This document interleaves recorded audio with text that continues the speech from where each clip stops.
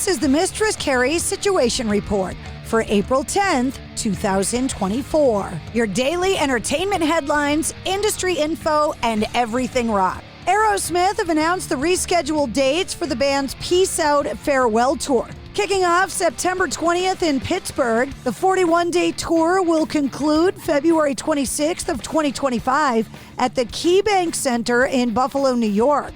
The Black Crowes will once again be direct support for Aerosmith, having just released their first new album in 15 years, Happiness Bastards. The tour reschedules their hometown show at the TD Garden in Boston on New Year's Eve to December 31st, 2024 in Boston. Newly released footage from an episode of the Midnight Special from 1973, filmed in London, shows legendary band Humble Pie performing a cover of Ray Charles' I Don't Need No Doctor that was originally released by the band 2 years earlier on the Performance Rockin' the Fillmore album. Newly unearthed video footage of the performance in London was just added to the Midnight Special YouTube channel.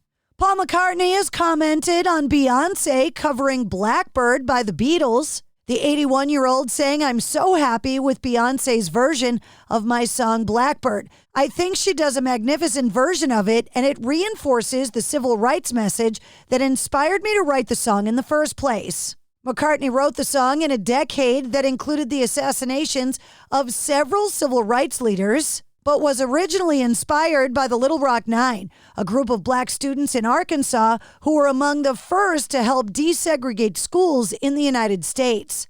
Saying, quote, "When I first saw the footage on television in the early 60s of the black girls being turned away from school, I found it shocking, and I can't believe that still, in these days, there are places where this kind of thing is happening right now." Pre-orders have been launched for a new 7-inch articulated figure of late Motorhead great Ian Lemmy Kilmister.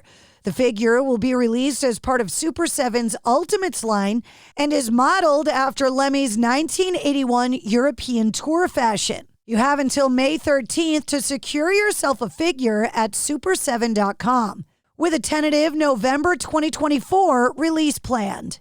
Jelly Roll has been adamant about keeping those good vibes rolling, so much so that he said he bailed on a chance to meet Diddy months earlier because he got bad mojo, saying he had to trust his gut and that the vibes were off, even if it meant passing up the opportunity to hang out with a big-time rapper like Diddy. Jelly Roll said he initially said yes to the meeting and was strolling down the hallway when all of a sudden he had a change of heart and turned around to head back to his car. He said that he tried to play the situation off by awkwardly joking, "Who don't want to meet the guy that got Tupac killed?" He continued, but nobody thought it was funny, making him even more uncomfortable, saying it wasn't often that things rubbed him the wrong way and he just thought, quote, "I don't even know if that's a picture I want."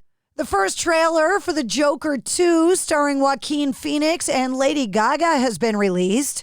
Joker Folie à Deux brings back Joaquin Phoenix as Arthur Fleck, conspiring with Lady Gaga as Harley Quinn. Joker became a massive blockbuster success with $1 billion at the global box office, the first R-rated film to pass the $1 billion mark. It earned 11 Oscar nominations, including Best Picture, and won 2 awards, including Best Actor and Original Score. Joker 2 will debut on the big screen October 4th of 2024, exactly 5 years after the first film. The original cost $62.5 million to produce. The follow-up was granted a much more substantial $200 million price tag. Metallica have released pro-shot video of their tribute to Elton John and Bernie Taupin by performing at a special tribute concert in Washington, D.C. on March 20th.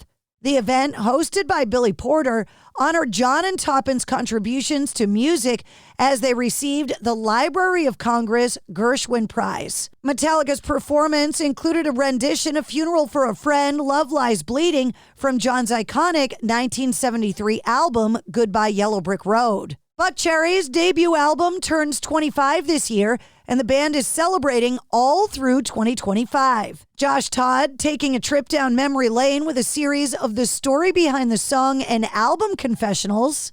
giving insight into the songs and the history behind some of the moments of writing and recording the album. The videos are set to be released on the band's socials and website through the coming months.